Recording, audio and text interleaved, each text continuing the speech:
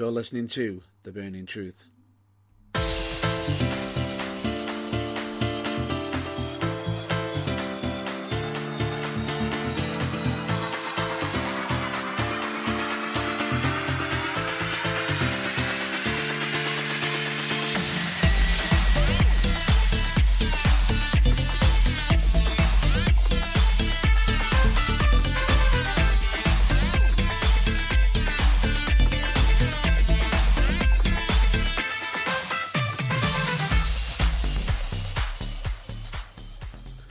Hello, ladies and gentlemen, dude and dudettes. I am one of the hosts of The Burning Truth. I am Matt Burns, and of course with me, I've got John Below with me. JB, how's everything going? Hi, I must therefore be the other host of The Burning Truth. Hi, everything's great. How are you? That is, it's the duo for The Burning Truth, and I can also say, glad to be back. And let's just say this is going to be a bit of a different episode than usual, ladies and gentlemen. It's basically going to be a more in-depth look episode instead of our usual weekly wrestling. Yeah, it's not going to be so much as a sort of covering what's happened. It's more a sort of in-depth chat about one specific thing. Pretty much. So we're going to deep dive into different topics on certain episodes. So we're not going to be doing the whole weekly episode, every week we're covering the week. Because we don't want to be news chasing, do we? No. So yeah, this is one of a few that we'll do every now and again. That'll just be sort of, as we say, an in-depth discussion about one particular topic, which may, as time moves on, possibly not even be wrestling related, but to start with at least, they will be. Oh, shut the thought. But to start with at least, like this one, they will be. Correct. But, as we have probably said on, past episodes, we could be bringing newer stuff to The Burning Truth. Well, we could be making The Burning Truth refreshed and more interesting, shall we say. Basically adding new embers onto the fire. Chucking a few new logs in, absolutely. Why not? But anyway, for this week's episode, we're basically going to be discussing some of the unique storylines that have been showcased throughout wrestling history. Better or for worse. Could have been better. Largely those ones that people who were watching them afterwards, if 5 million people watched it, 4.9 million will have sat down and gone, well, if they'd done this, this and this, they could have done that better. But basically, then again, we're discussing angles that, for whatever reason, didn't attain their full potential. Correct, and there will be the odd angle where we'll even state, no matter what was done, it should have been avoided. Terrible, and they shouldn't have done it. I think we will be delving across a lot of wrestling here, the history of not just WWE, because I've just thought of a couple of examples, one each from WCW and ECW, which we can cover. So, there you go. Here we go. And right. just so you know, this could be a topic. This isn't a one and done topic potentially, because there's that much talk. There's that much that we can discuss. This might actually be a returning topic. We may end up doing more than one show on this, especially if you guys get in touch on the social media and you massively disagree with us or suggest others that we might have missed, which we might have to go back to in potentially part 2 or 3 or however long this goes. Correct. And possibly in regards to this as well, is the fact that it may not be just because the people may have searched it. It might have been that we will go away and come back and think, whoa, why didn't I think of that storyline? Why didn't I think of that? But at the same time, let us just state this, for a matter of fact, these are just opinions. These are the opinions of The Burning Truth, collectively, being myself, John Bloor, and him, Matt Burns. Yep, that would be me. They are the opinions of nobody else. We do not represent anyone else, and therefore, it's just us having a bit of fun discussing the sort of wrestle crap end of the wrestling spectrum that we can't quite believe we saw. And possibly discussing some of the botch segments of storylines. Absolutely. So, well, in case anybody wanted to know who we're referencing, you're welcome, Matthew. Yep, and indeed, you're welcome, RD of Wrestle Crap. This was kind of inspired by both of you, so cheers. Pretty much. We're trying to look on some of the lighter side of things. This show is not officially endorsed by WrestleCrap.com or Botchamania. However, if they'd like to, checks made payable to the Burning Truth. Cheers, guys. Or if better yet, if you want to be on the show, you'd be more than welcome to. Absolutely. Ooh, wouldn't that be fun? That would be interesting. That would be interesting. But anyway, let's just get into it. Is there any storylines that stands out in your mind just from the get-go that you think were... yeah, there are 3 or 4, but I think the one we should start with might be the one I mentioned to you before we started. The granddaddy of them all that could have been the eternal money-spinning, possibly stretched out for as much as 3 years, judging by the depth of talent on both sides. Cluster one of them. That was the invasion angle. Oh. As it was over and done in about 7 months, and by the end of that, most of the people involved were like, oh, thank God for that. It's over. Yeah. So let's just set a bit of background here. What I'm referring to is on WWE television, WWF as it was then, storyline that originally started off as Shane McMahon, what's the word when it's a house? Gazumping his dad, Vince, and buying WCW from under his nose. With the intention... Do you make this worse? What? Do you know what makes this really, really worse? Go on. Is the fact that the invasion angle actually occurred due to a sudden change in the writing because the story wasn't going in the direction that they wanted? Essentially, yes. To cut to the chase, Shane bought WCW instead of Vince and set it up, intending to set it up as a rival because WWE even then had 2 shows, Raw and SmackDown. Correct. And so I think the intention was to turn Raw into WCW Raw and have WWE SmackDown and have them as rivals. However, even before it got going, a WCW Championship match on Monday Night Raw between Buff Bagwell and Booker T. Was it on Raw or SmackDown? I believe it was on Raw, but you're welcome to get in touch and correct me if I'm wrong about that. Basically, however it was broadcast, it was booed out of the building, and that so basically put a kibosh on the plans. Yeah, and supposedly originally there was talks of considering having Shane be heroic in the whole feud originally, but they decided that with it not working out, the whole idea, they decided to switch it and make WWE more of the we're the good guys. Yes. So it got off to a bad start. Mm-hmm. It only got worse when most of the main WCW roster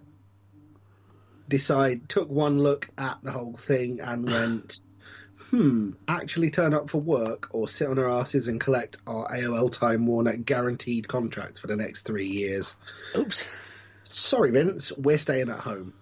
Yeah. And as a result, very much the WCW B squad were the ones who took part in it. No disrespect to any of the guys like Booker T or any of the guys who became WCW guys for the sake of Invasion who had actually been in WWE for a fair while anyway.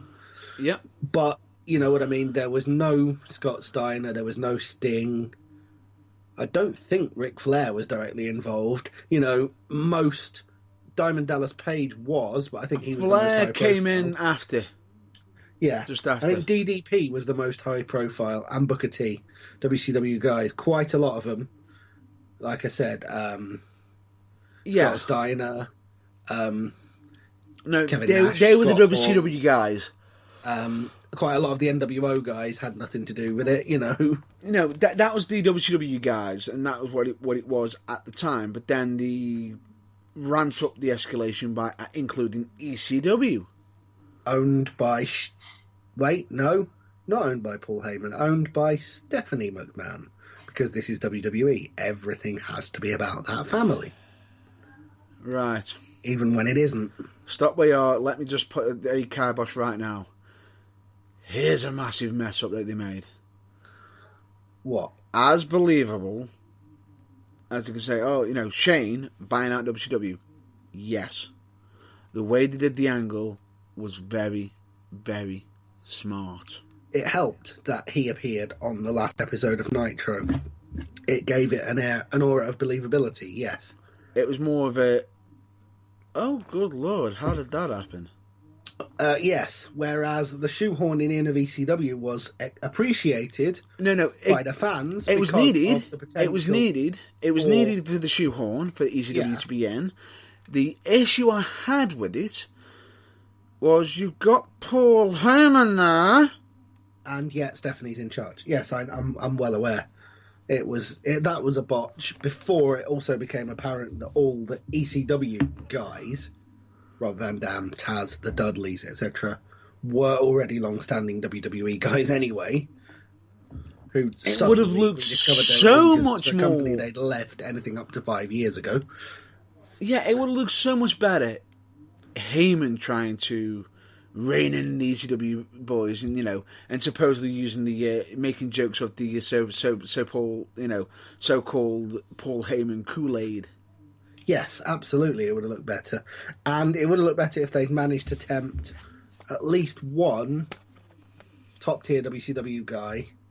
I mean, either that or, I don't know, given Diamond Dallas Page the role and actually not made him into a joke by having him... What was it they had him do? Stalk the Undertaker's wife?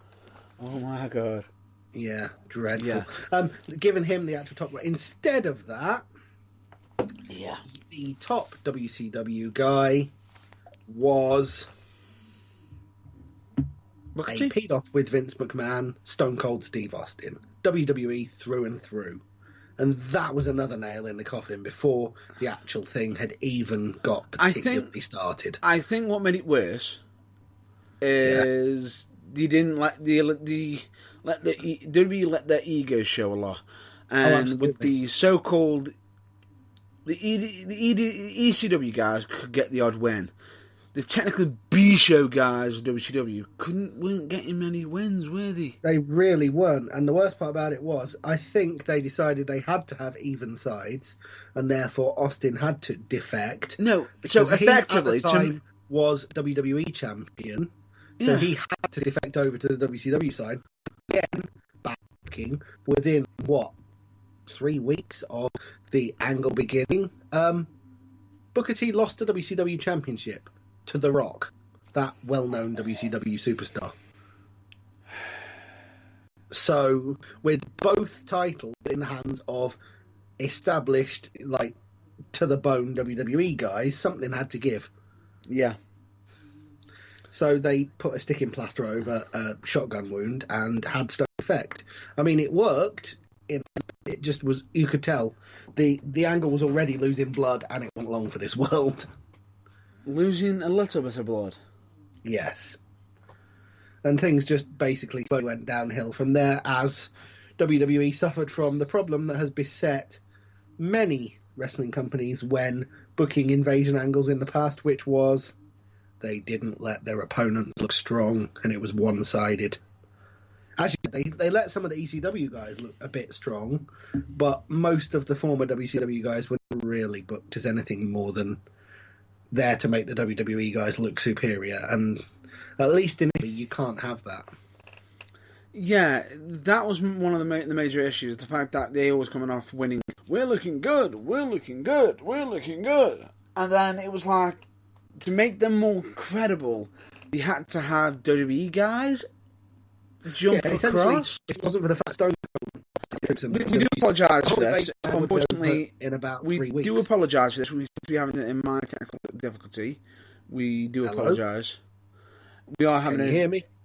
we can hear you. It's just there's a bit of an echo from time to time. It's like a bit of a conflict of with the audio. We do I'm not apologise for sure why that is. I do apologise.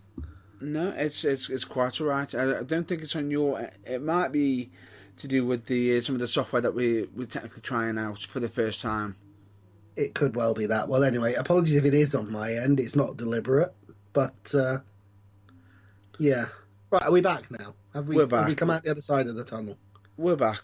It seems to be the case. Was I? Oh, yes. Yeah, the fact that Stone Cold defected basically meant that the angle had a few more minutes of life in it, because otherwise he would have been dead before the end of the first month. Pretty much. Which then becomes a bit of a issue with the fact that you're having to defect WWE wrestlers into the Alliance. Oh, the Alliance, the combined name of WCW and ECW. The only good thing that came out of it, I believe, was the Survivor Series 5-on-5 elimination match, Team Alliance versus Team WWF, even if I believe 9 of the 10 guys died in the World WWE guys, and Booker T was tacked on there for good measure. I seem to recall that Team Alliance was the Dudleys, RVD, Booker T, and Stone Cold. And Team WWF was, I can't remember, The Undertaker, The Rock, Kane, and possibly a couple of others. I can't remember who they were, but just about the best thing that came Chris out Jericho. of the whole shambles.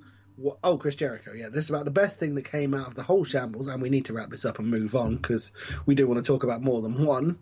As much of a colossal cluster as this was, there are plenty of others. But just about the best thing that came out of the whole thing was The Rock's promo prior to the Survivor Series elimination match. Oh. Hang on, no, it wasn't The Rock's promo. My mistake. It was Vince McMahon's promo and The Rock's. I'm not sure what he's on, but I want some reaction where for the entire 5 minutes of Vince talking, he was jumping up and down like he was at a rave. Yeah. That performance simply has to be seen to be believed. So if you can go back on the WWE Network and watch Survivor Series 2001, that performance defies belief. Yeah. In this day, he would have got The Rock his first strike on the wellness policy. Let's put it that way. Nowadays, from the way he looks, I got what you were implying. Yes. Right. So that pretty much wraps up that. I mean, well, it doesn't exactly wrap it up. Let me just point some things out. Yeah, one, these should, as we said, pointed out, should let some of the actual original so-called WCW guys get some wins. Secondly, do take into account it was an alternative storyline that they ended up rushing into because the original plan didn't work. Yeah, but if they'd given it a bit of time and let WCW Raw happen, paid a bit of money to get the guys like Scott Steiner and Goldberg, who stayed at home, on board and actually had them as a legitimate threat, or if the separate brands didn't work, just have the WCW guys make the WWE guys' lives a nightmare, and for the first at least 5 or 6 months continually get the upper hand, then it could have lasted for a good 18 months, 2 years. Pretty much. And then because at the 6-month mark, when WWE was starting to find a way to get their own back against WCW again, then you bring ECW in.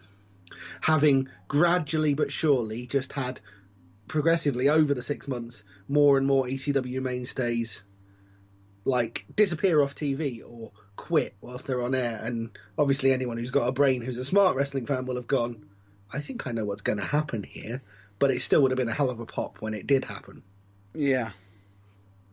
Plus, the massively weakened WWE roster, because of all the ECW guys dropping into the background, could have been used as an explanation by Vince for why they were losing all the time.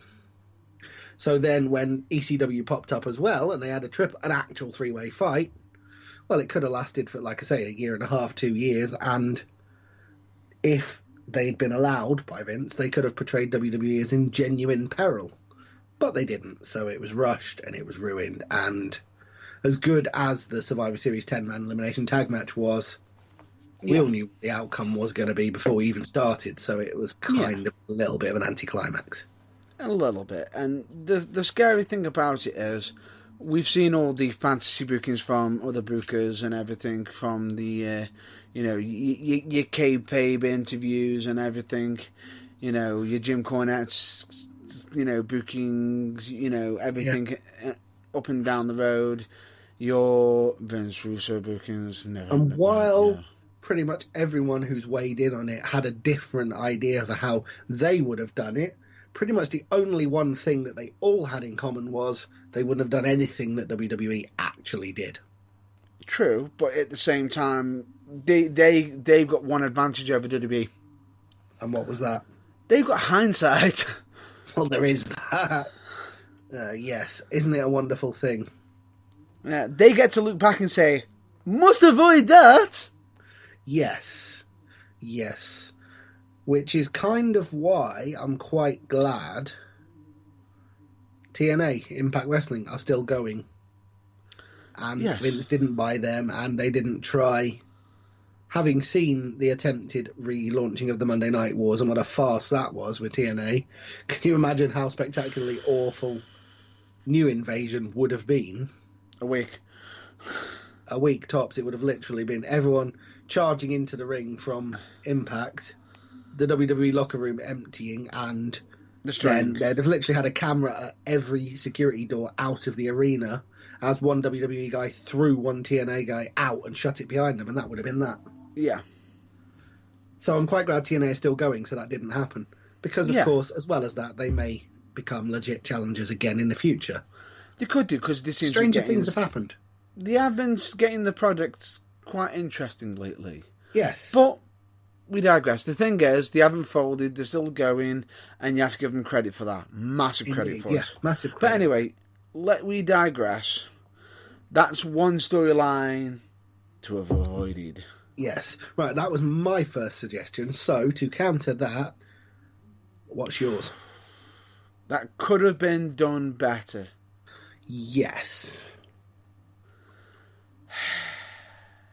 It's a shame at a WrestleMania.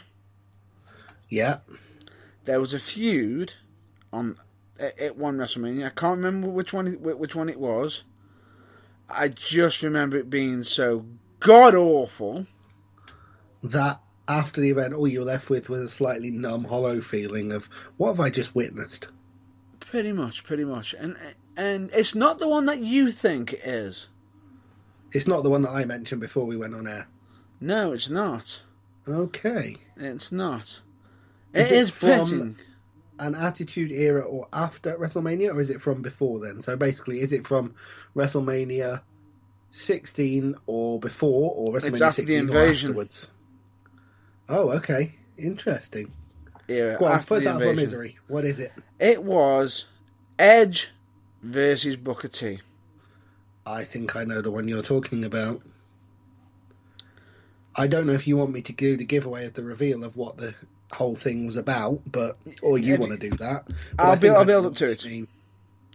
Okay, yeah. I think I know the one you mean, and I think I completely agree with you. Yeah. Anyway, give the background and we'll... WrestleMania, the showcase of showcases, the showcase of immortals, the big time, the big league of them all. And you have Booker T versus Edge in regards to a shampoo commercial. And not just any shampoo commercial either. A shampoo commercial that will only be shown on Japanese television. Yeah. And it makes it worse. What? This was like we said with the invasion angle, an angle that was changed from the original plan. Yes, the original plan, shy of it involving actual live televised murder, would have probably been infinitely better. What was the original plan? Hair versus hair. You see? What was wrong with that? The reason why is because... one of the participants involved refused that perfectly sensible suggestion and basically got what they deserved. Basically, I think the person who suggested what ended up happening is Edge and Booker T was like, at first they're like, yeah, it might work, but then when one of them actually realised that one of them would have to have their hair cut. And Edge would have been in one, or surviving one. As everyone knows from wrestling, from Kurt Angle to The Big Show to Baron Corbin to Mark Henry, when a wrestler gets his hair cut, it never grows back. Yeah, that's actually quite true. I can vouch for that because I believe that even on the British scene, we had a hair versus hair at a United show on Perry Mason, and he hasn't quite grew his hair back yet. Yeah, I also believe that Johnny Storm, his hair never came back. No, his hair never came back. Yeah, and people have been asking me to do a hair versus hair. No, change the plan. Oddly, if Matt Burns ever did a hair versus hair match, you could make a mattress with what happened were he to lose. But sadly, he likes his hair too much, and that's never going to happen.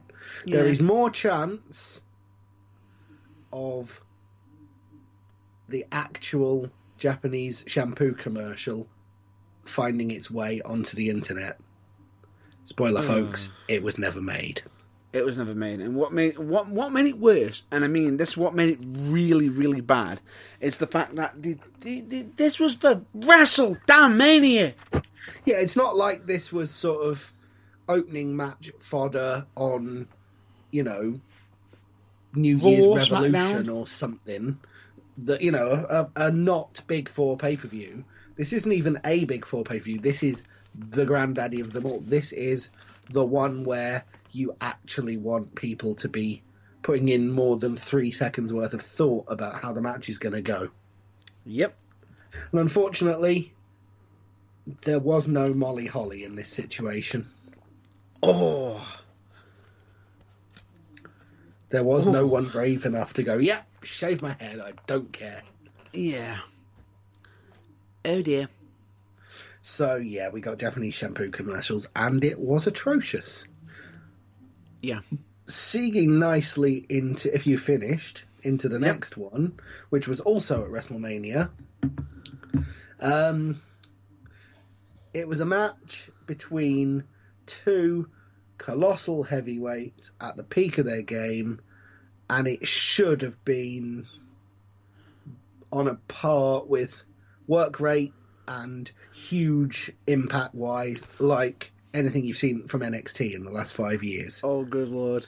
Instead, what we got was two big blokes in black trunks staring at each other, and special guest referee Steve Austin stood in the middle of the ring for 10 minutes going, are you going to bloody do something, or can I go to the bar?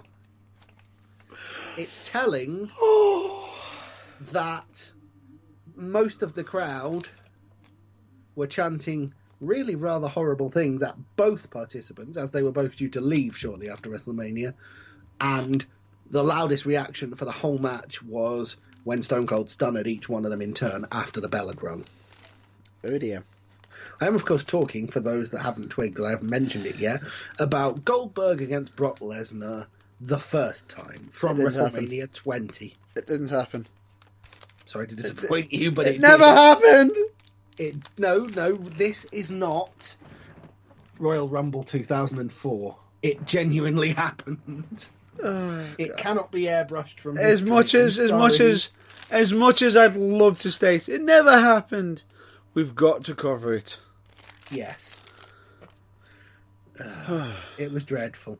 Yeah. Like I say, there's a way to do matches with two big men, and it largely involves both of them beating the ever-loving snot out of each other. You mean a bit like 10 minutes? You mean a bit like when they encountered each other the second time? Yeah.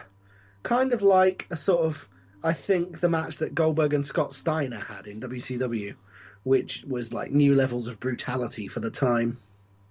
Pretty much. Yeah. But no, they just basically refused to engage for 10 minutes, during which the crowd acted more and more like they were being forced to sit through a Flow Rider performance. You both suck. Oh. Now, let me just state this. Let me just state, Oh my god! I did not expect that one. Well, there you go. I take it you don't like Flow Rider.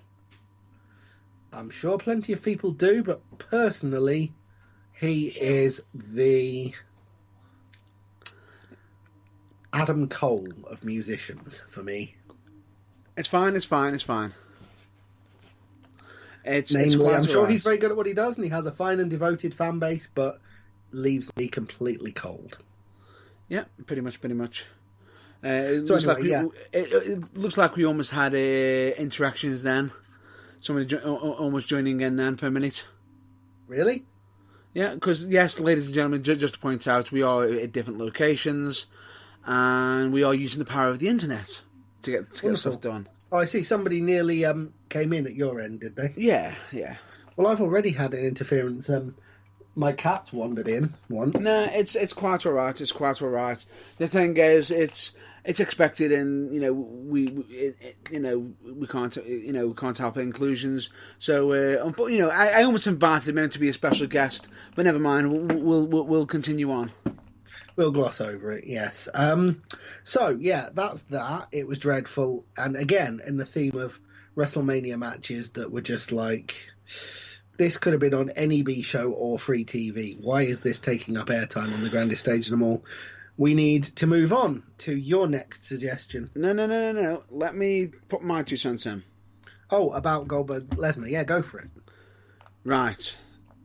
Personally, if they're going to be if one of them was leaving, yeah, do the angle. With both of them leaving, they should have been far apart from each other.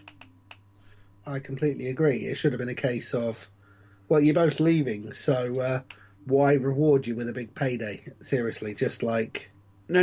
What I mean is, why didn't they give the match that instead of them against each other, they have against somebody else and give them against each other? Yeah, give both of them a match against someone else. WrestleMania, have both of them do the traditional decent thing and lie on their backs on the way out, and not subject us to that. Yeah, 15 minutes of our life that we'll never get back. Yeah, pretty much. Yes. You got the gist of it. I agree with you entirely. And on that note, right, what's your next suggestion? Because I've got a couple more and I can keep going. I'm warming to the theme quite well here. But I suggest you've got one, so... I have got one, and it makes it even worse. Go on. It's another WrestleMania. Well, since we're talking about WrestleMania, we may as well continue the theme. Go on, what is it? And this one is a doozy. I think the one I'm going to use afterwards might match it, but that remains to be seen. First of all, what is the doozy? This one came off absolutely massively wrong. Is it Hulk Hogan at WrestleMania 9? Nope. Winning the title after the end of the sanctioned title match to the applause of absolutely nobody? This is when... That gets an honourable mention in that This case. is when they had a moment to create somebody that was not officially started or created by WWE and turn him into a major WWE superstar. And in typical WWE fashion, did the penalty kick land in the second tier of the stand behind the goal? We With are talking Golden Shovel came out. Wow. Are we talking -5 stars, Botchamania special, anti-match of the year? We are talking... Now, what makes it so good, what made it weird, is this could have been a crowning achievement, only if the result went the other way. I see. And it's a WrestleMania moment. It's a WrestleMania match. So it's not the Shockmaster falling on his face when he came through the wall in WCW. No! I still want that there. I don't care. That needs to stay in history.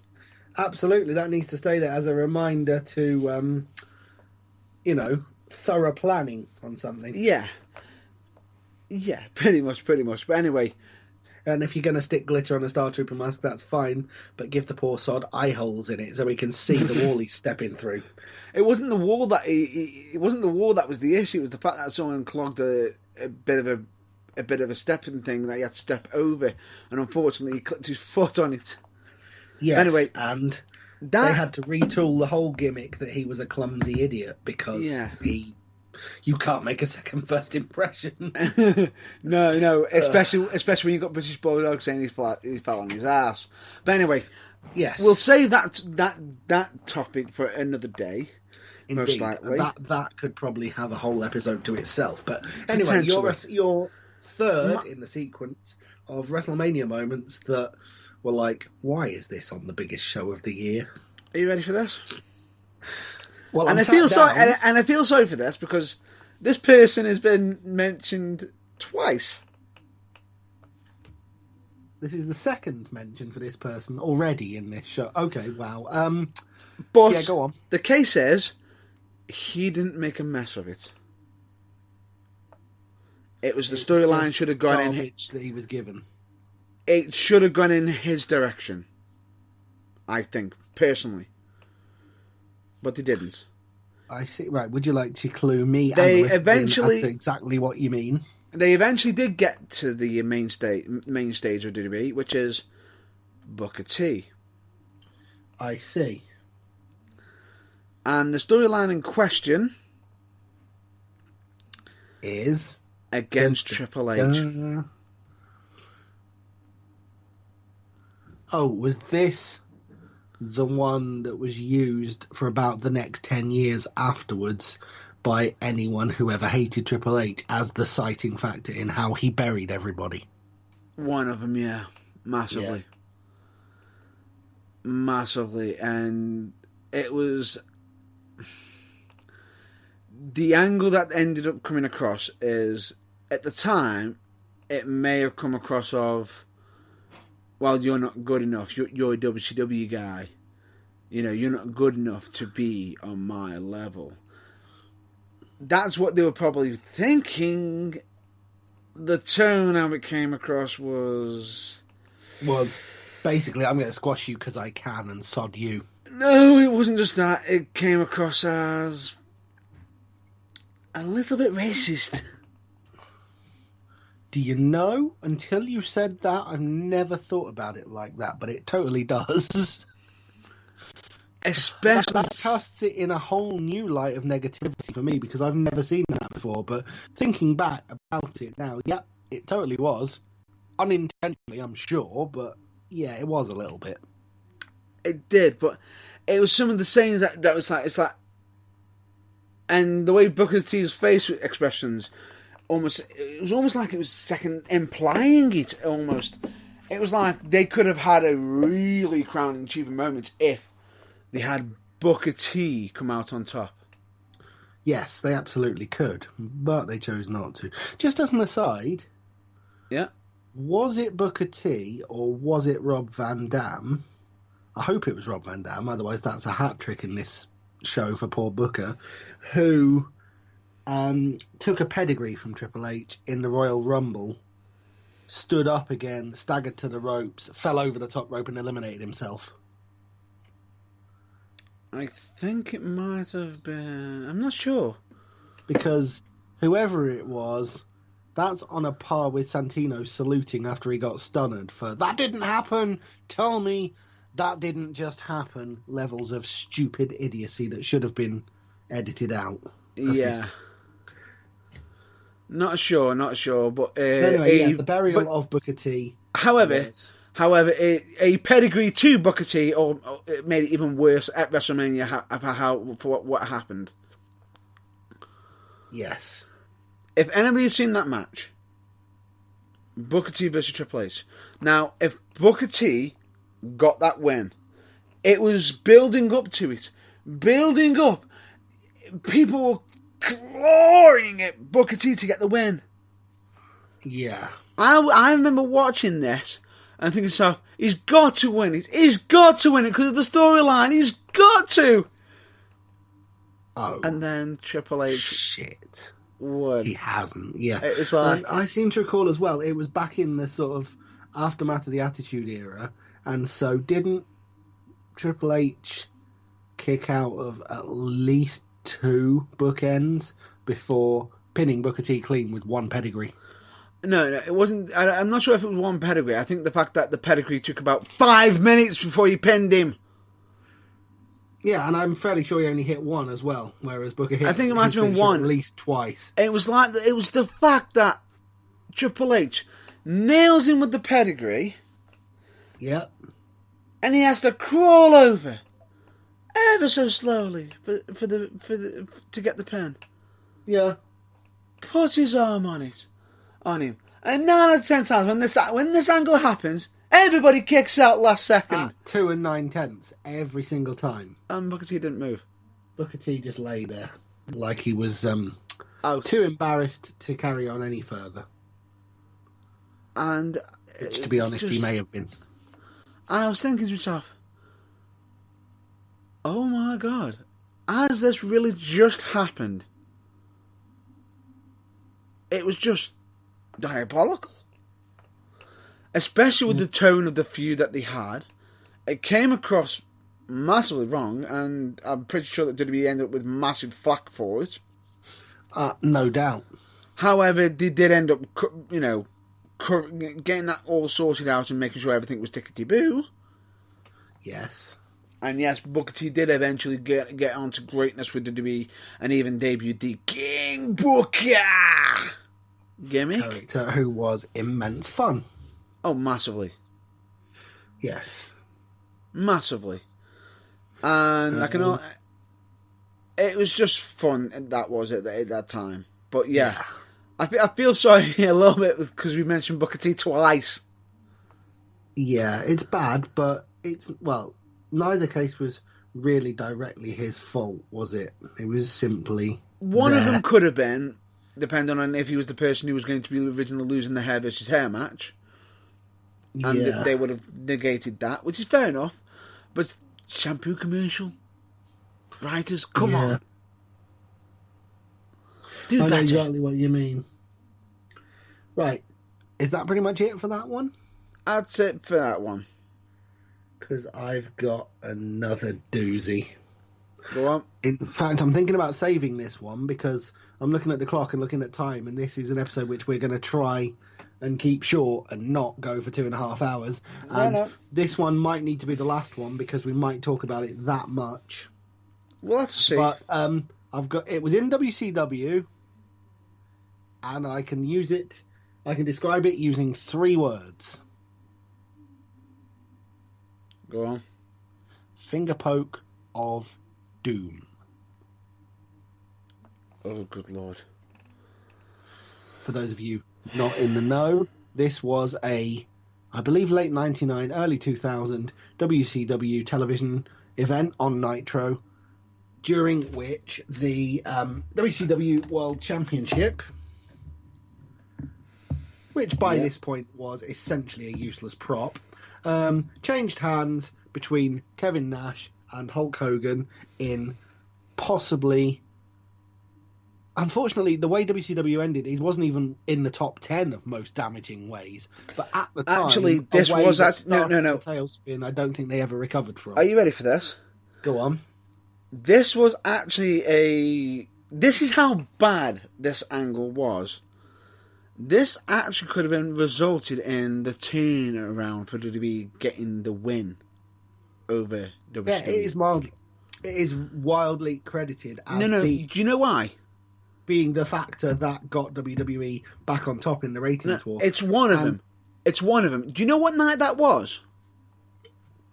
I do, because it has been alluded to many times in people's reviews of it. It was the night that a certain event happened on WWF television. WWE? In WWE television. I think it was still WWF back then, but yes. It was then, but it should be now. Which was such a fan favourite moment that when instructed to spoil it by telling people what was happening, the commentary team did so, and more than 500,000 viewers switched sides, most of which never came back to Nitro. Oops! Oopsie. Oh dear. So yeah, while Hulk Hogan was winning the WCW title for the 47th time by poking Kevin Nash lightly in the chest, Mick Foley was winning the WWF Championship. Yeah. Cementing years of hard work and doing it. And I say, Tony Schiavone apparently didn't want to spoil it on commentary, but, did as he was told. And He did. I believe the phrase was, that's going to put bums on seats. No. Which, that's going to put a lot of butts in seats. Yeah.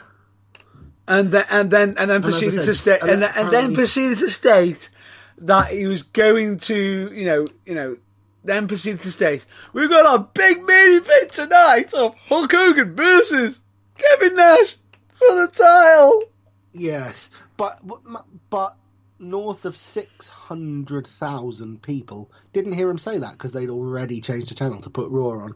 And as I say, the vast majority never went back to Nitro, and that was possibly the start of the decline. And what makes it worse? Even the one, there were some that switched back, but the fact is, they WCW was running a little bit longer. They basically WWE managed to put on Mick Foley winning the title on and win the match, and people go down, he's won the match, great, let's switch back. Click, finger poke of doom. I'm out.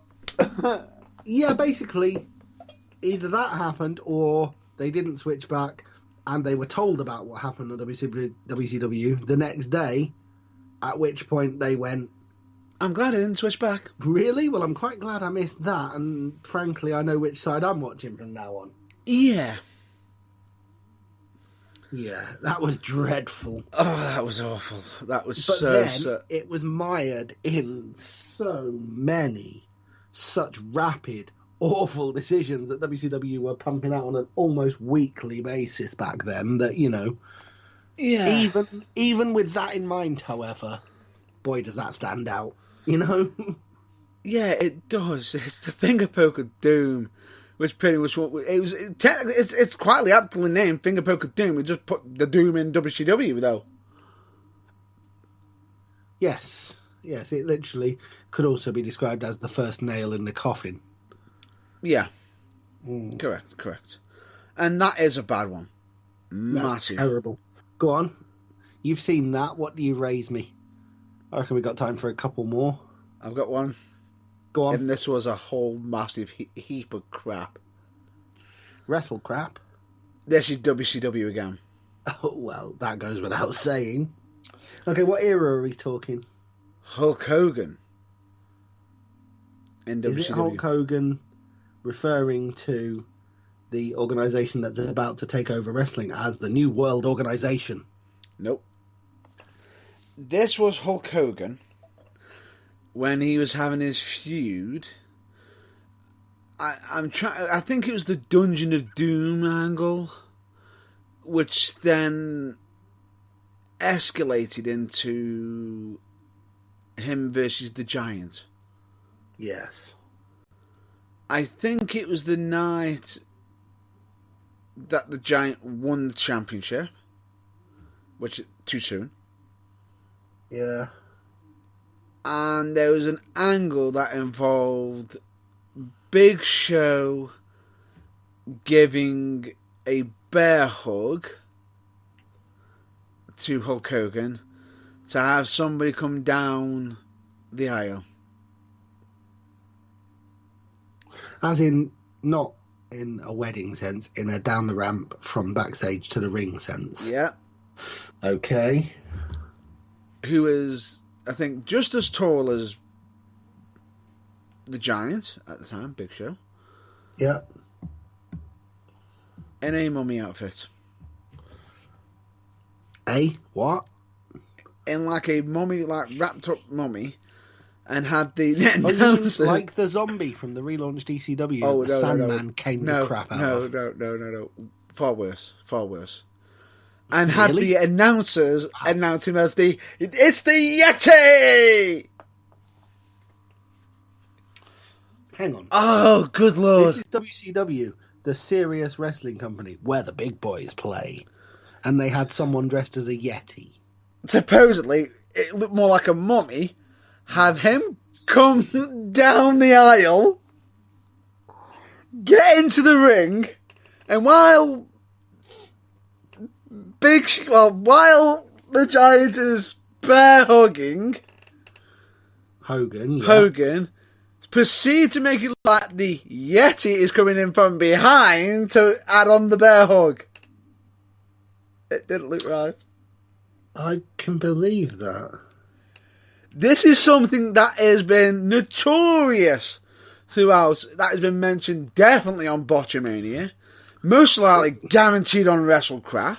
Does it exist on the internet in GIF form for everyone to post? Yeah, I figured it would. Yes. Because it's not one of the things I actually remember all that well. But oh, God. Thanks, it's now seared across my brain and I'll never unsee it. Unsee it. Take into account, once you see it, you don't even have to see it, you have to just hear the commentators just shout, "It's the Yeti! The Yeti! It sticks in your damn head!" Yeah, it is right up there in crap mistakes with ECW Zombie.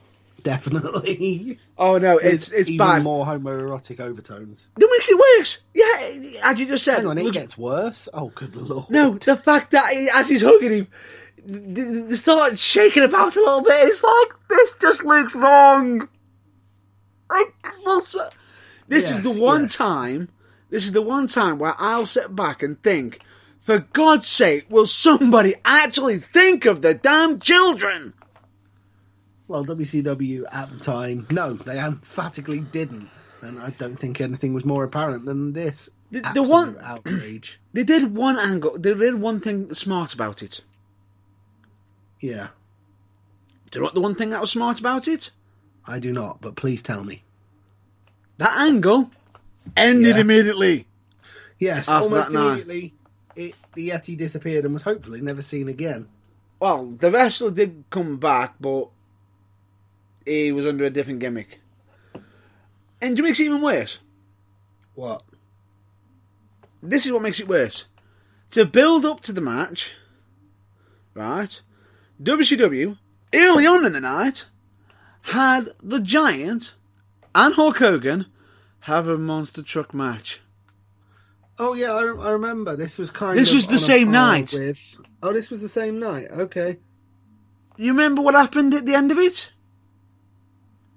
What, didn't one of them essentially kill the other? Or so supposedly. Supposedly. And then, supposedly, so then later on, the Giant turned up alive, who was not dead. Oh, was this that he got thrown off a building? Or pushed off a building? And yet turned up unscathed less than an hour later. To win the belt and then have a Yeti come down and... dry hump him, yes. Bear hug, we'll say. Bear hug! Yeah, okay. Well, Yeti hug! Yes. Oh, this was WCW. As you may be aware by now, as quite a lot of the things in this list are from WCW. There's a reason why the company died. This angle was so bad. Yeah, I can believe. Do you know the best part is? It probably wouldn't make it into the top 10 worst ideas WCW ever had. That's how bad the company was by the end. I've got one angle. Hashtag David Arquette as world champion, anyone? Oh!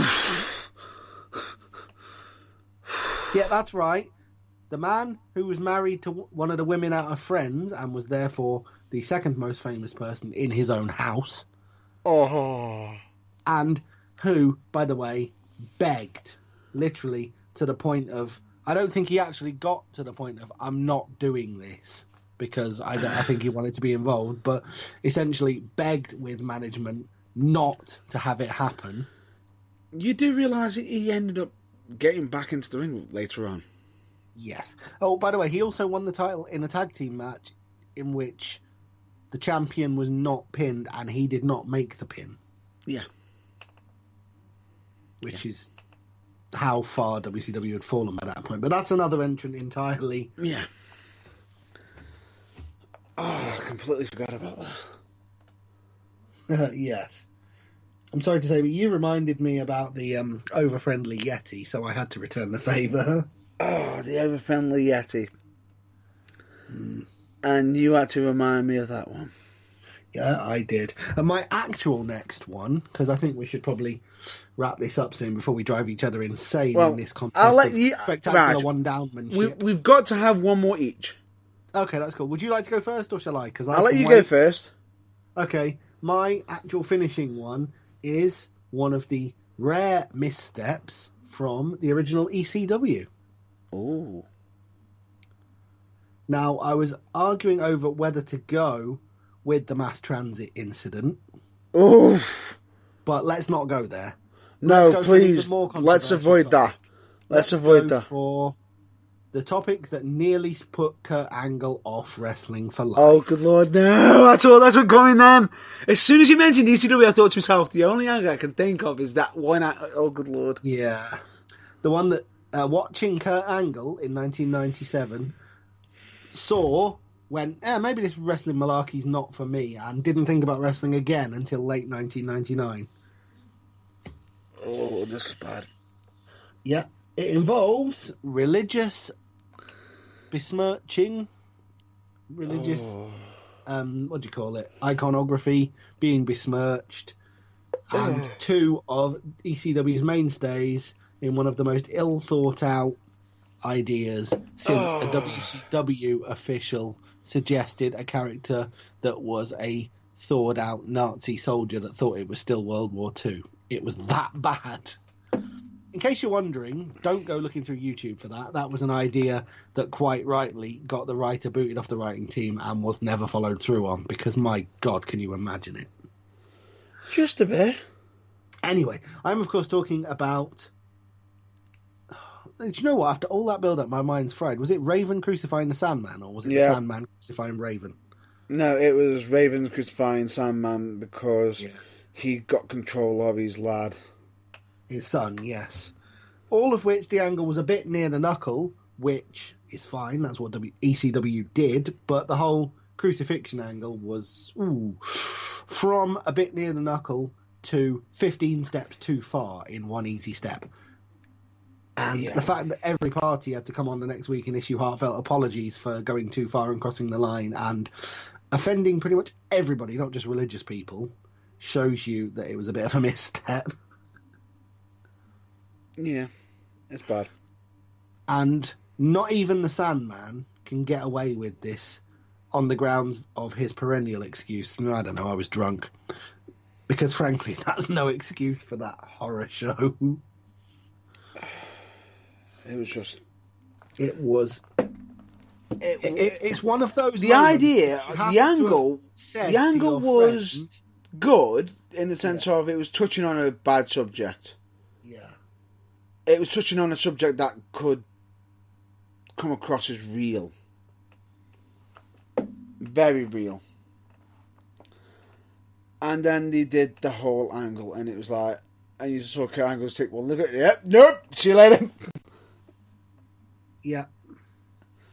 And it was dreadful. And it's one of those things where if you were introducing your mate to wrestling and you were like, yeah, here, watch this. This is ECW. This is like adult stuff. This is good. This is not your childish wrestling. Watch this. And then that had happened. Oh! Can you imagine the backlash you'd have got? You'd have turned someone off Wrestling for Life and be called blasphemy. Possibly lost a friend. Possibly. And then take into account, it was that bad, they got Raven to come out and issue an apology? Yes. Completely out of character. Oops. Yeah. Anyway, it was dreadful. And let's gloss over it, because I don't think I can plumb any further depths than that. I think that's pretty much as low as I can go. So, to wrap things up, precisely how low can you go to follow that? Oh, believe me. Mine's got to go up before it comes down. Really? I don't like the sound of that.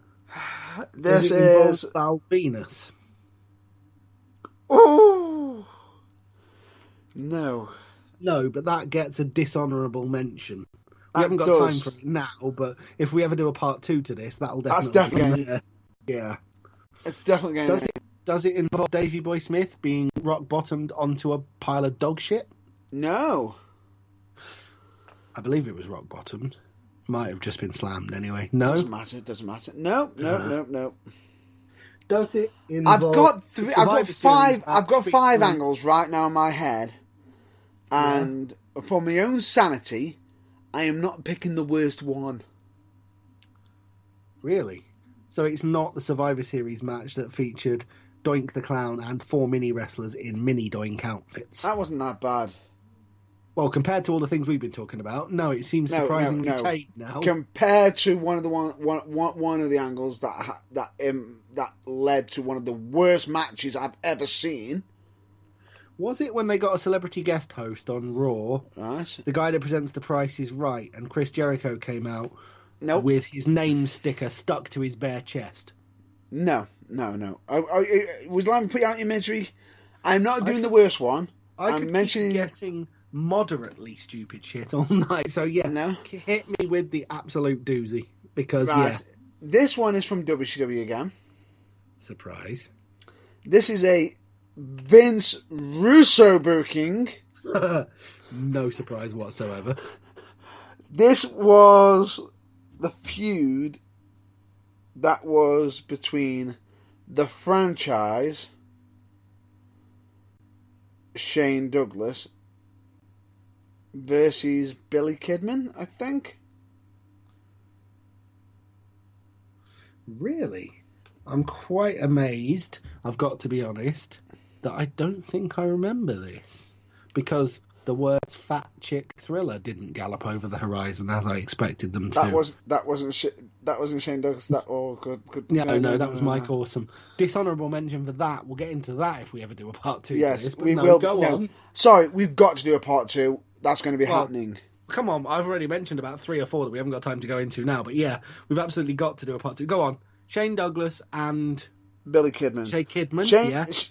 Shane Douglas with Tori Wilson in his corner, and this was a Viagra on a pole match.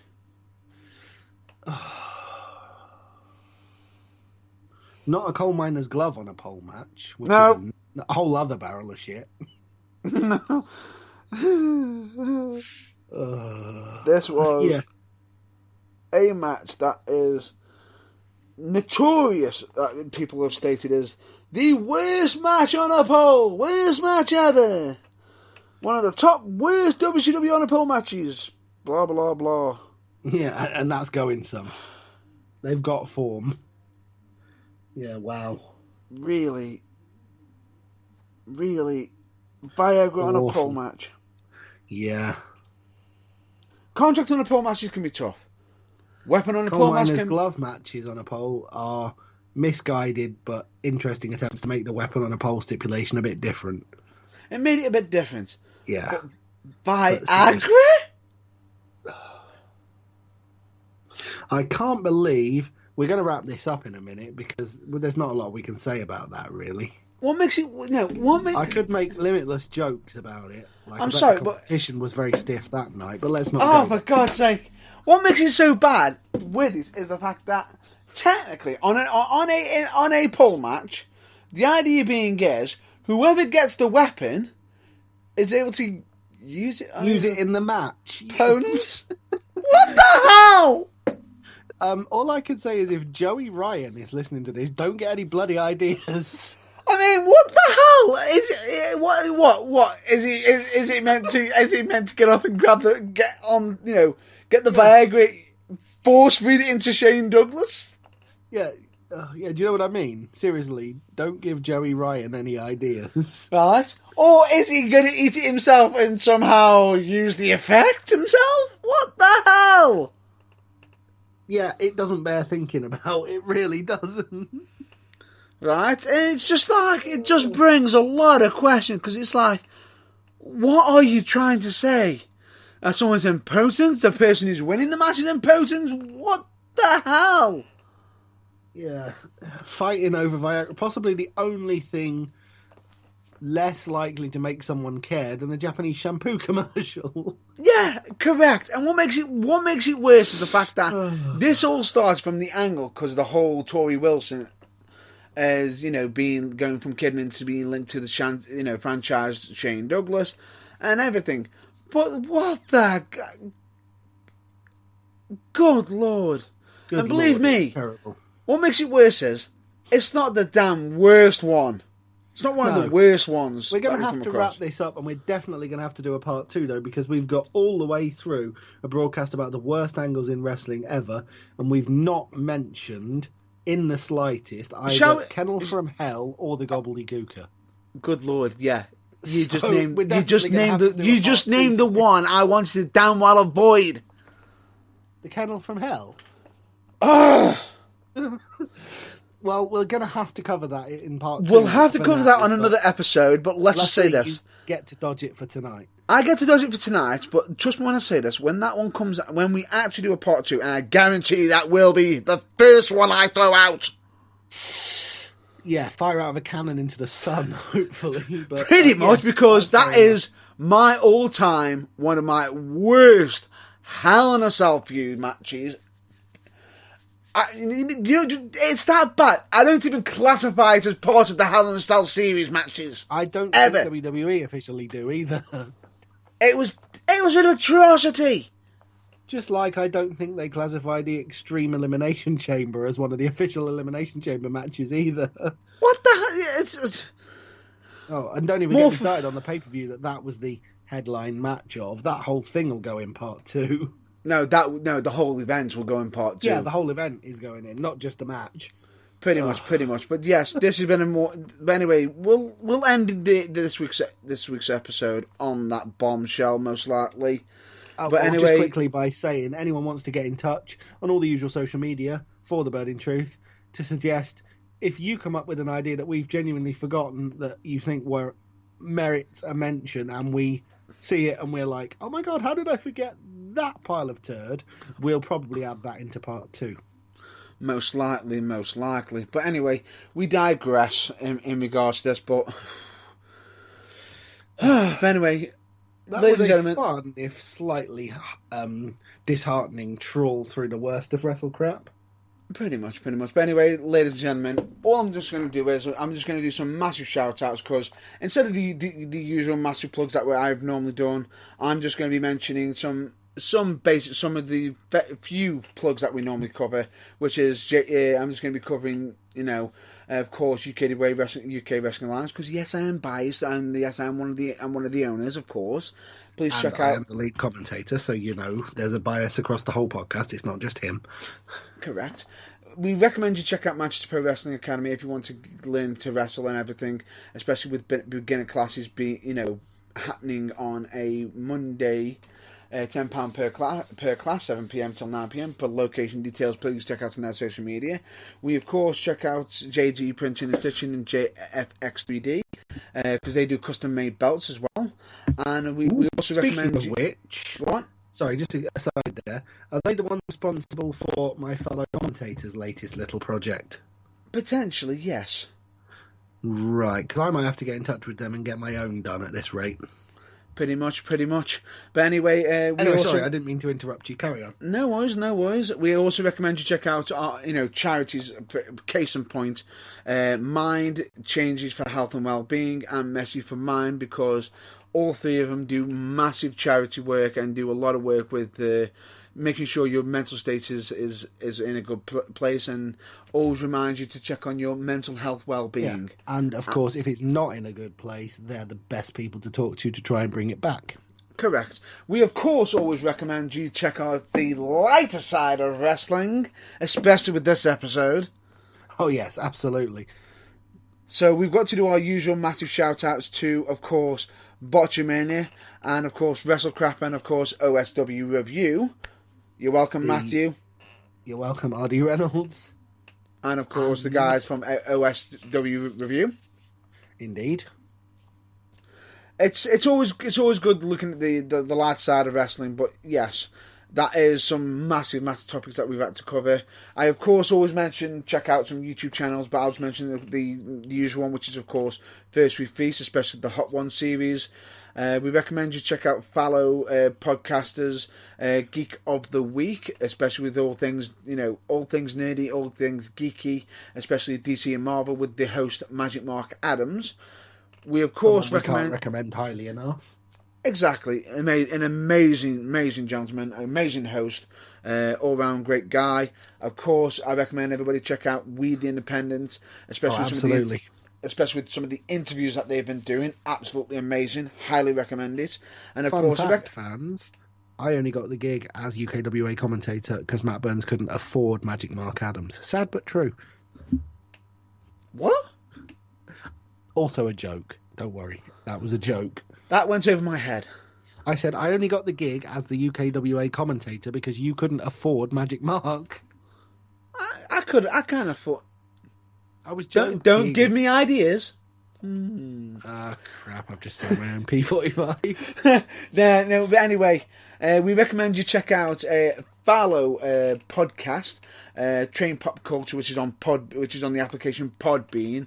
I believe they've just recently done their third episode, which was part of a two-parter.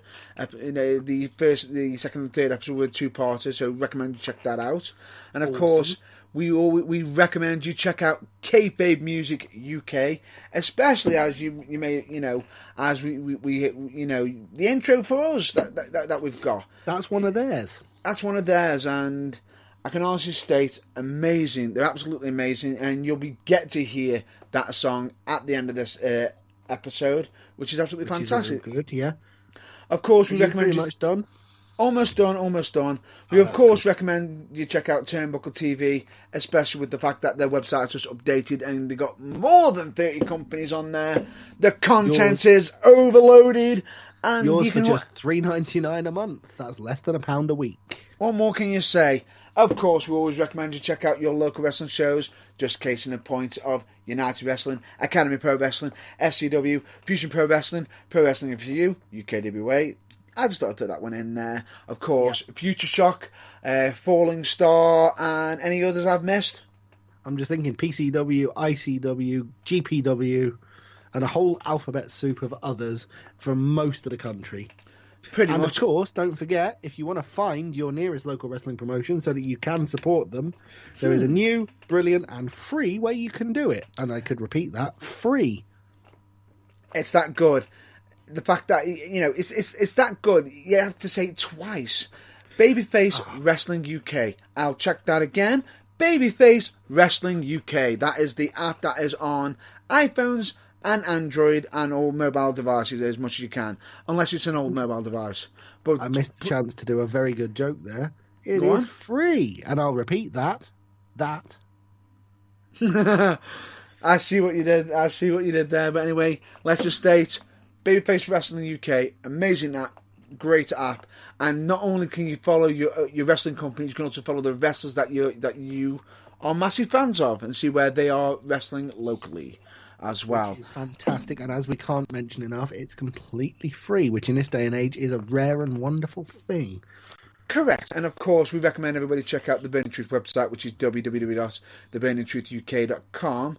And we've got all the links and everything, but you know what's on the website. We've covered it before. Yeah. And of course, we recommend you check out our social media, which is Facebook, YouTube, Instagram, and of course Twitter. Which the Twitter handle is different, which is spelled WRESLING for THWALL.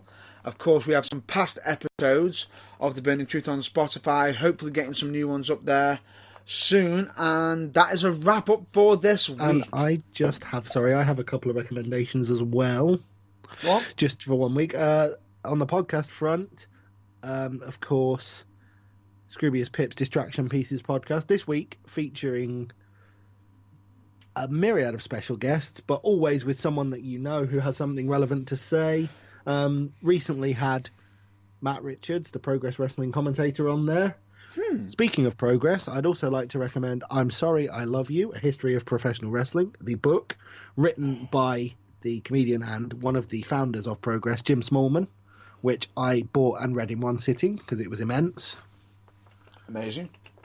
Yep. And that's pretty much it. That's when you've got a good book. Definitely. Absolutely. But anyway, read it. Oh, I finished it. Oh. I'm a bit disappointed because I finished it, but I'm very happy. I can't wait for the second one.